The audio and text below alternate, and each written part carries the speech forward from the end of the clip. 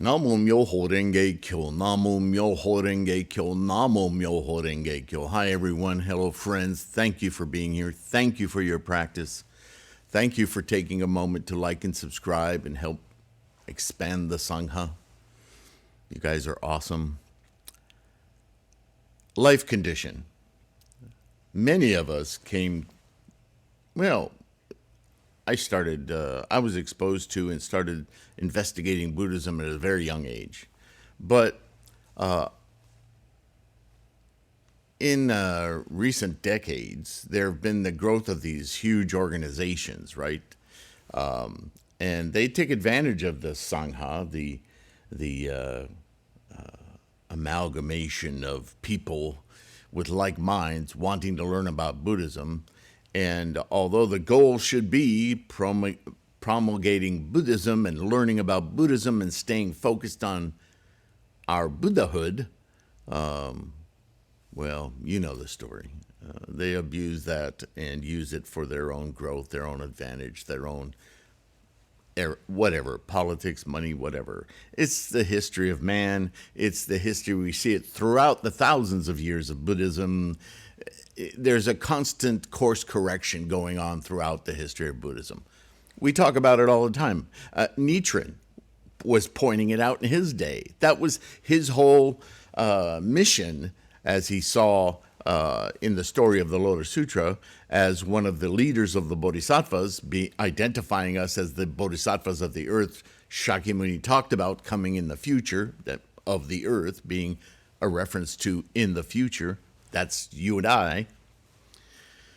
And he was advising us of all these erroneous schools and organizations with the label of Buddhism, but going pew, pew, this way and that for their own agendas, their own selfish reasons, their own, right? Forgetting that the goal is for all beings to attain Buddhahood, enlightenment, awakening, yeah?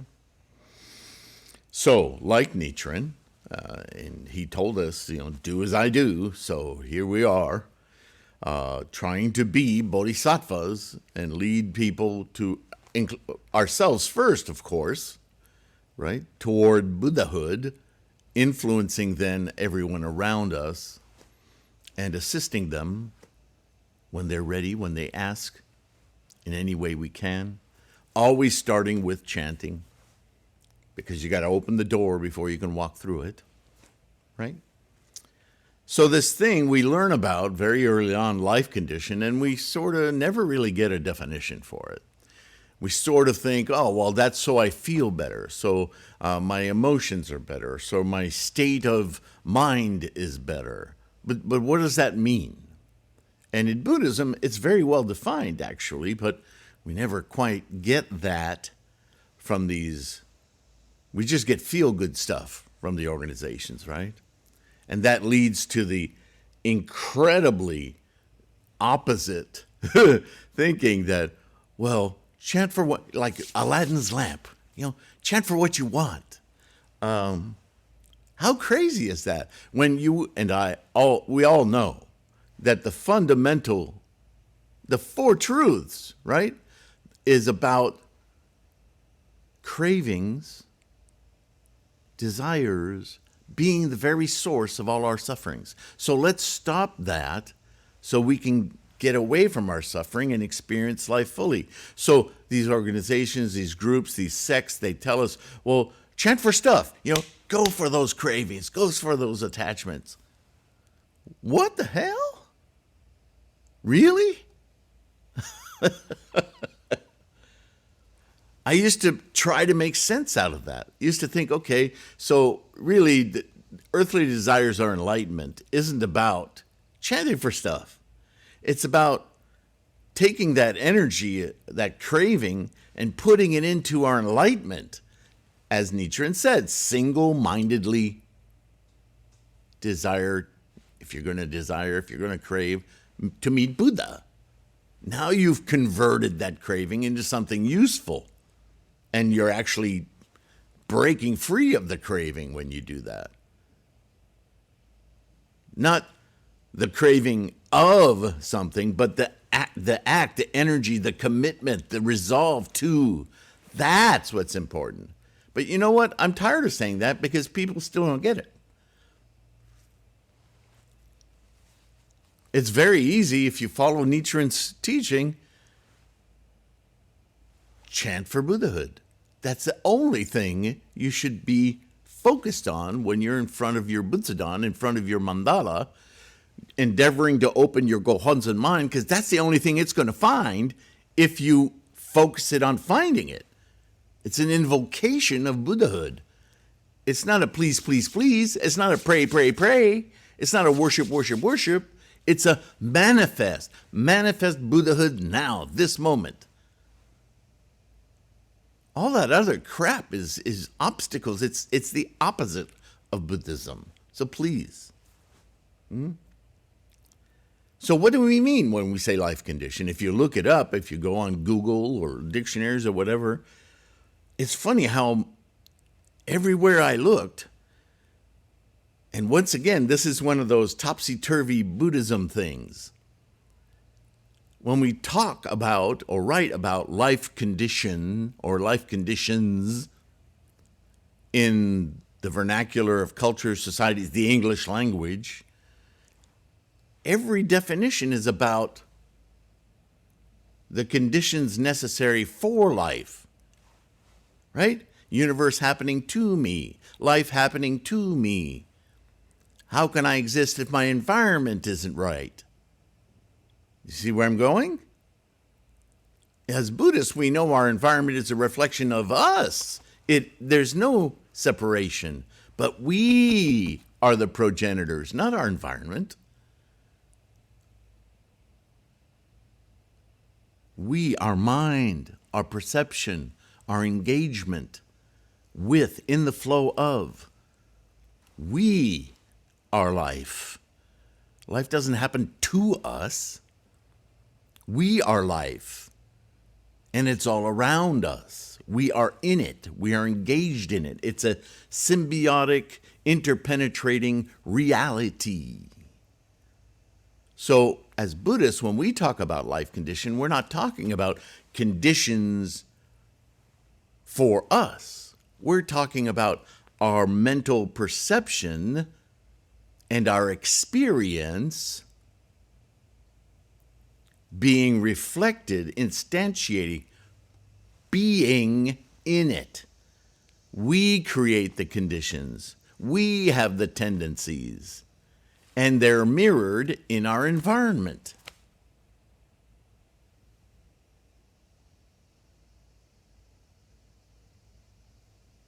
I'm just letting that sink in for a minute. So here we go. An often used phrase in Buddhist discussions that can lead to erroneous and misleading thoughts on Buddhist practice and goals. In samsara, or social convention, this phrase is idiomatic and indicative of the thinking about conditions in which life is either supported or conditioned. You see? Going toward us instead of from us.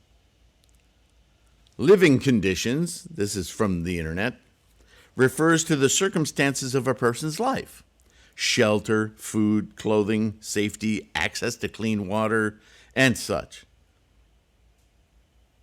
I don't think life condition is an idiomatic phrase.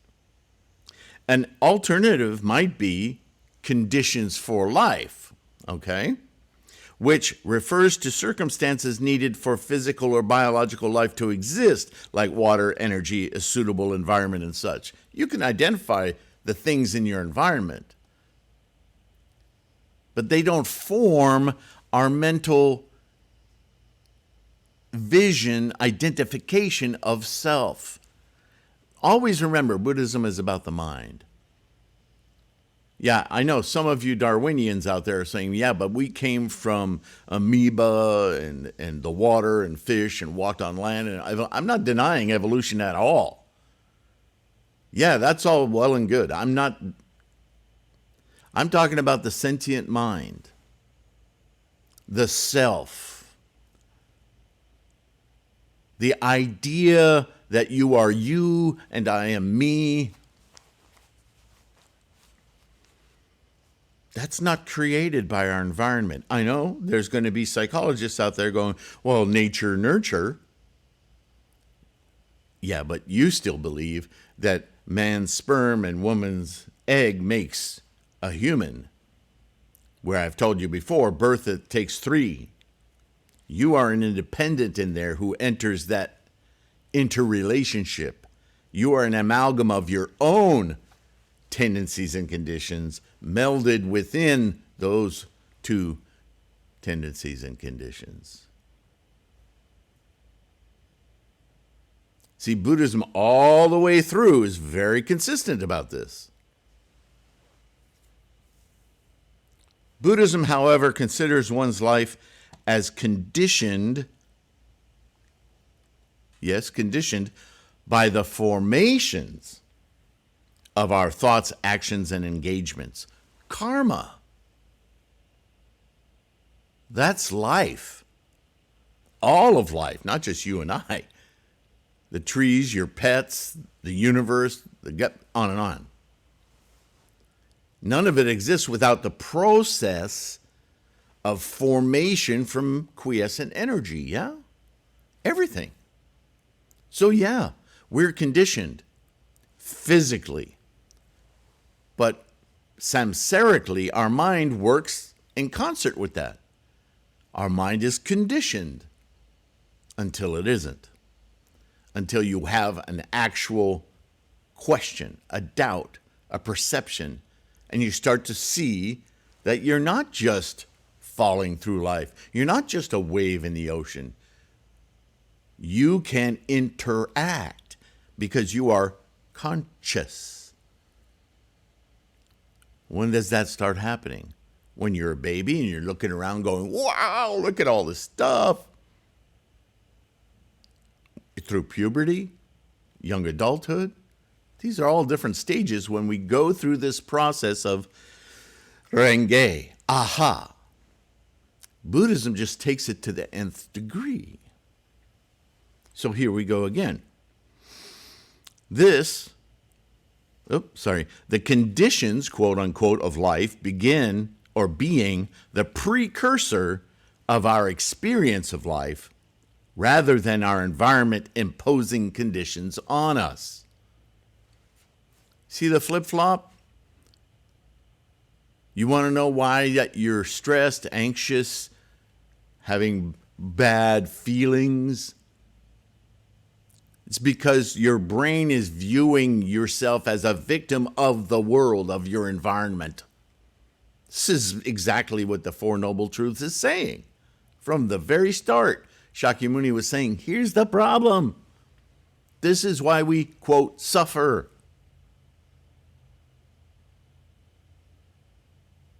You need to flip that around and understand that we can drive here.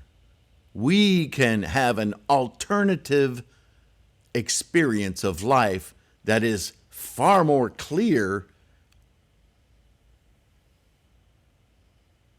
and shed all of these strange clingings to stuff that ultimately they're just temporary little things along with us just happening. This is a critical point, I say in the book. For how could we begin to experience a life of enlightened self-realization by manipulating only our environment? You can try. Many have, usually with the use of money as a vehicle, but also power, war, violence, yelling. It's all an effort to manipulate the environment to do as we wish. When all along, all we had to do was change our perspective, and it changes automatically. Our environment reflects our mind. If you're at war, then literally you are at war. The war isn't happening to you. This is Buddhism. This is the power of the mind. This would, in point of fact, be the samsaric ideal of chasing fame or success or wealth, etc., right? This is simply myriad ways of defining or identifying a superior, quote unquote, self, the very definition of dukkha.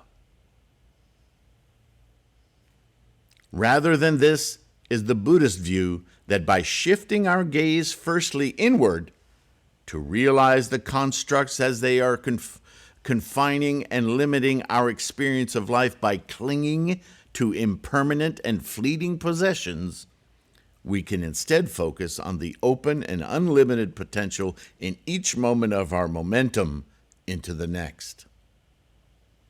See this complete divorce, and even in the language, there's a divorce there.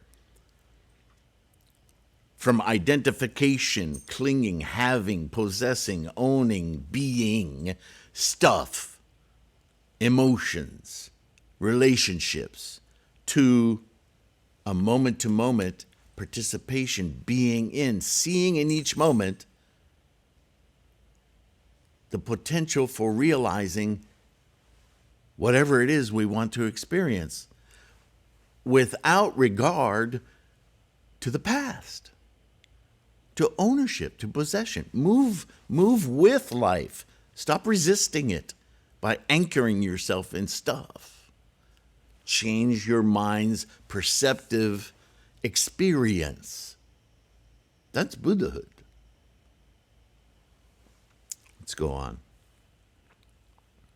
We then open a perception of our environment, as the very fabric of our own constantly manifesting life momentum, conjoined with environment and others, because they're our environment. Experience life, am I skipping frames? Experiencing life as an immense self of interpenetration and shared existence inclusively, not self and other, not duality, but a shared experience at the same moment as we move through our measurement scale of time and space, yeah? Influenced and influencing of all life's potential, all of it, not the limited. When we limit something to a certain thing, we are clinging, attaching to. This interconnectedness is the life condition that engages our compassion for others as equal to our own life. See Bodhisattva. This is life condition in Buddhism. So when you hear chant to change your life condition, yeah, that's not wrong, but understand what that actually means. It means you are manifesting your Buddhahood, your awakening, so that you can affect as well as being informed by life, all of it, not just your personal condition. Right? What's that? How's that song go? I had to check the condition my condition was in. I don't know if that's helpful, but that's how my mind works. The life condition of Bodhisattva, which is what we're all working on, right? Coursing through our life with this Buddha mind, this awareness, so that we don't get hiccuped and pulled. It's not easy, right? We all know this. But that's our goal, to be Bodhisattva all the time, the Buddha way. This life condition of Bodhisattva is not simply a self-perception, but a life condition of all life and its largesse, as experienced personally through our individual mind. Now take a moment and think about that. I'll read it again. This life condition of Bodhisattva that we're all working on with our practice, yes? It's not simply a self-perception, right? You're not looking to look in the mirror and go, hey, look, it says Bodhisattva across my head. There's no name badge that says, I'm a Bodhisattva, pleased to meet you. No, it's a mental condition, a mental perspective, right? So it's not that personal labeling. It's a life condition, but now keep listening. It's a life condition of all life in its entirety and experienced personally. Oh. So our bodhisattva practice, yours and mine, isn't our personal instantiation of bodhisattva. What it is our participation, our engagement with one another as bodhisattvaness. Does that make sense? You don't own bodhisattva. You're in bodhisattva. Again, it's the same issue in Buddhism. We don't cling to bodhisattva. We don't attach ourselves to bodhisattva. We engage with the momentum, the flow of mental experience that is bodhisattvaness. The suchness of bodhisattva.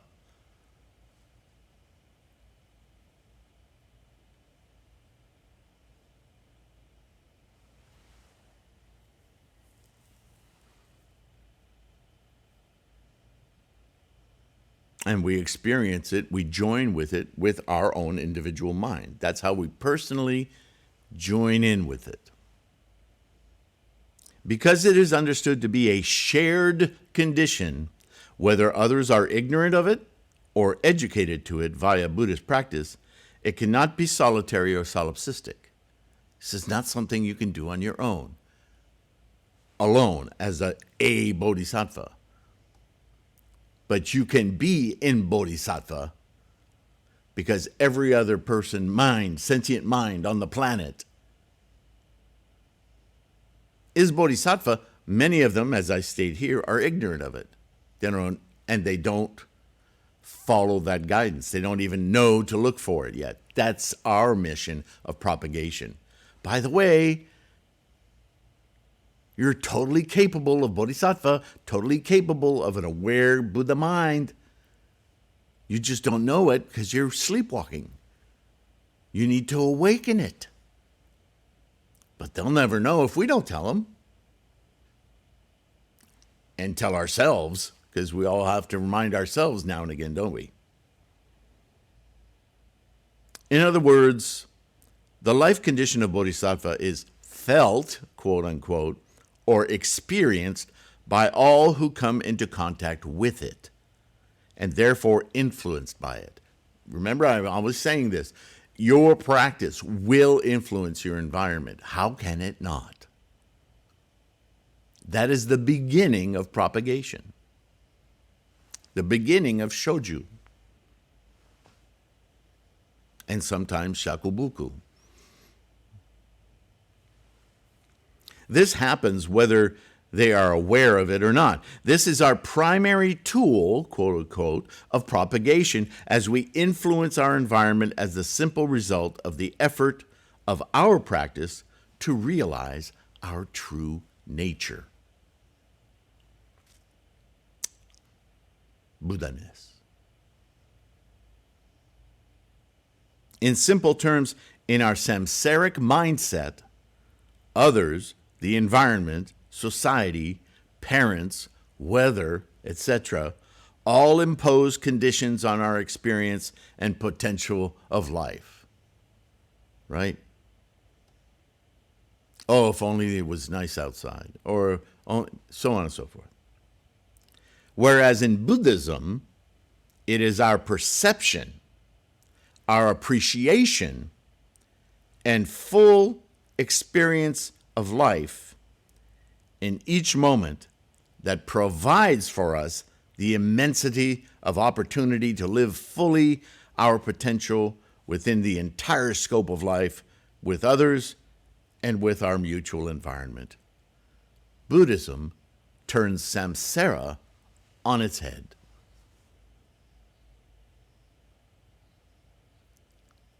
This is a profound teaching. How often have you heard this before about life condition? We just take it for granted. Nobody explains it. The realms or worlds of life condition. The teachings of Shakyamuni Buddha often refer to conditions, quote unquote, of life with respect to experience in our mind. Always the stories, the parables, right? It's always about our perception, our mind, even the construction of our mind. As our mind is incredibly quick to seize opportunities to cling or identify environmental samsaric conditions, we are gripped by emotions or feelings of fear, defense, bliss, or rapture. Fleeting experience we can easily be fooled into believing are happening to us from some outside stimuli. We fail to understand that these perceptions are of our own making. In this discussion of internal influences and activities of the mind, Shakyamuni used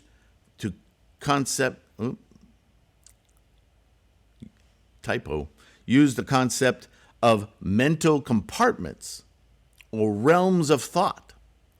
These realms are momentary flashes of conditions our mind can seize upon to influence our experience of life. I'm going to read that again. Because a really misunderstood teaching of the 10 worlds, I believe, is why so many people have trouble understanding the 3,000 realms, which you can look up in this book as well. So listen carefully. In this discussion of internal influences, the way we experience, what modifies how we experience, right? The clinging, the attachments, the epistemology. Why do I see this fountain this way and you see the fountain that way, right? The fountain analogy. In this discussion of internal experience and the activities of the mind, how the mind works, Shakyamuni used the concept of mental compartments, realms, worlds.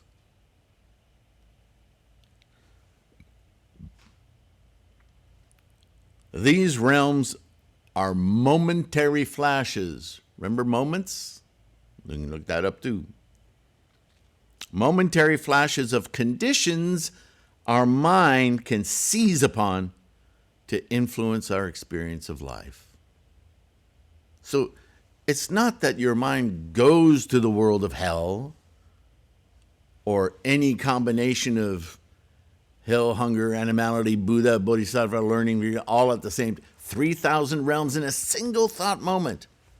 Do you see how momentary little flashes of potential? But your mind, depending on how it's been trained by you over time, nurture, nature, whatever terms you want to use to it,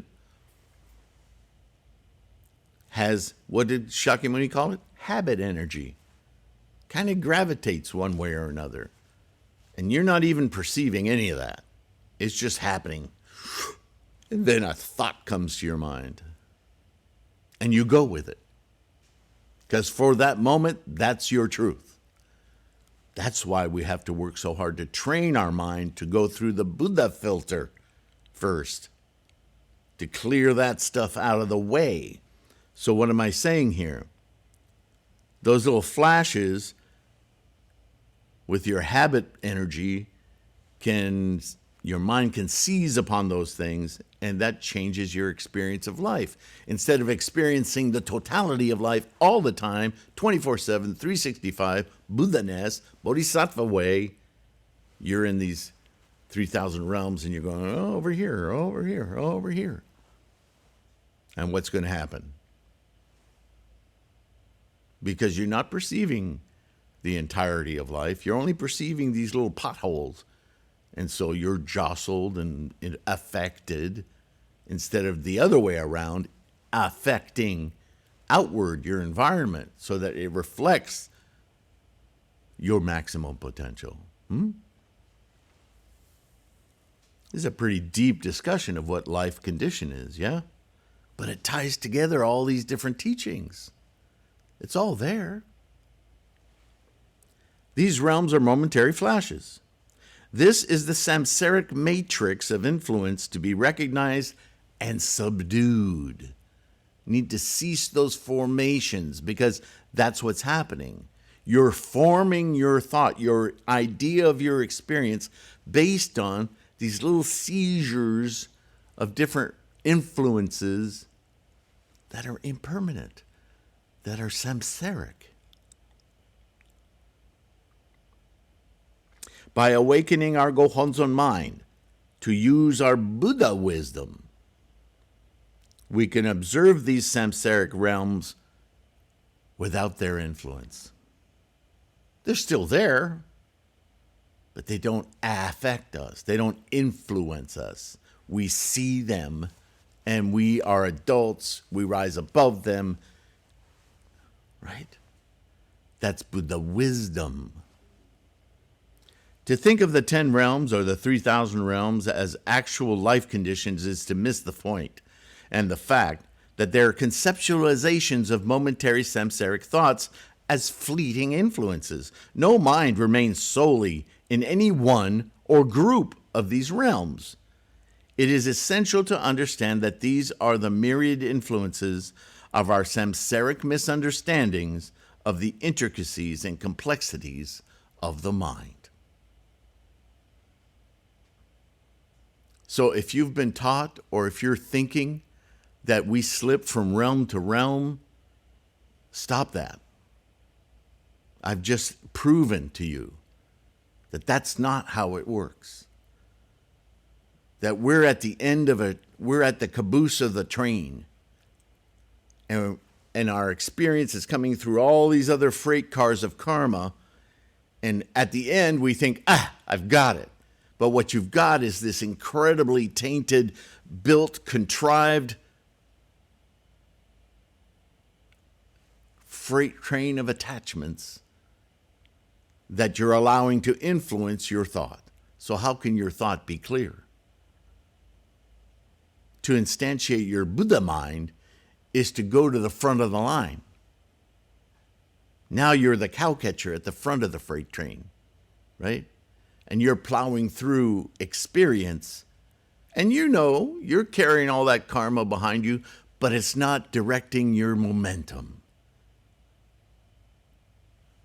You're clear. Okay? Remember again Nichiren's exhortation that we single-mindedly seek Buddha or Buddhaness in our practice. That's our only goal.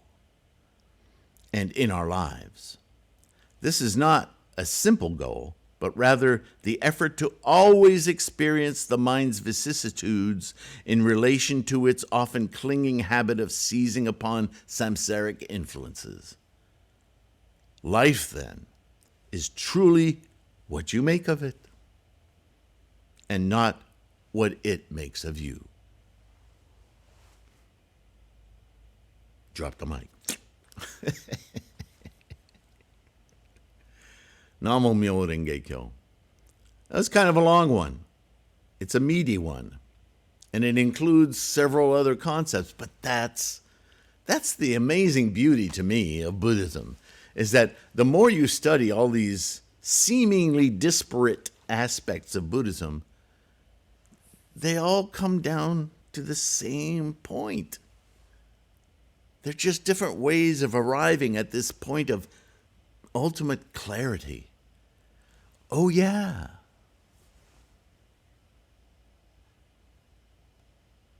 You know, there's all these analogies about Buddhism, the circular way, the wheel of turning the wheel of the teachings. Because there's a hub, there's a center. All of us need to get to it somehow. Shakyamuni provided so many stories and analogies for us, no matter what our mindset, to start getting to that hub, that center main point. Come on, eyeball. Right? Do you realize this? Anyway, I'm glad that the term life condition was suggested by one of you. It wasn't in the book for a long time. And as soon as I heard his suggestion, I thought, how brilliant. Yeah, anything like that. And so many terms in Buddhism, if you really understand and study Buddhism, they all tend to, okay, we're out here now, boom. Single-mindedly seek Buddha. Namo Myoho Renge Kyo. With that, I'll let you go. I'll exhort you once again, take a moment to like and subscribe. Helps build our Sangha. If you can, please make use of all the free information on threefoldlotus.com. You'll find an ebook page there where you can download this book right now, complete with some typos. I'm fixing them as I go. Also, the bookstore, if you prefer print books. Get a Nichiren inscribed mandala duplicate, yeah? Don't be using Bob's or Tom's or whoever's. Use Nichiren's. That's what we're practicing. And the free podcasts, don't forget about those. A lot of you love those. And I can understand that. You know, I used to spend a lot of time in my wood shop, and to have that going on in the background, even though it might slow down my work, is that, what did he say? However, this is the point. Support your practice any way that you possibly can. That's what this whole resource is about. We all teach ourselves through our moments of realization. Aha, Renge. You do it your way, I do it my way. Our goal, our point, our hub is the same. But all of us have different karmic freight trains, life experience, life conditions. You'll get there. You're doing it. Congratulations. I'm immensely proud, as I am grateful for your participation and your efforts. So keep it up. Patrons supporting me to do this, to keep this alive and keep it growing through your donations on Patreon and PayPal. Namo Myoho Renge Kyo. You are bodhisattvas, no doubt about it. All of us are, of course. Whatever you can, even if it's just liking, subscribing, whatever your situation, I appreciate it. I appreciate mostly all of you practicing Namo Myoho Renge Kyo. And with that, please take care of your health. It's a kindness to yourself and an experience of kindness that you can share in the world. Okay? I'll see you in the next one. Bye for now.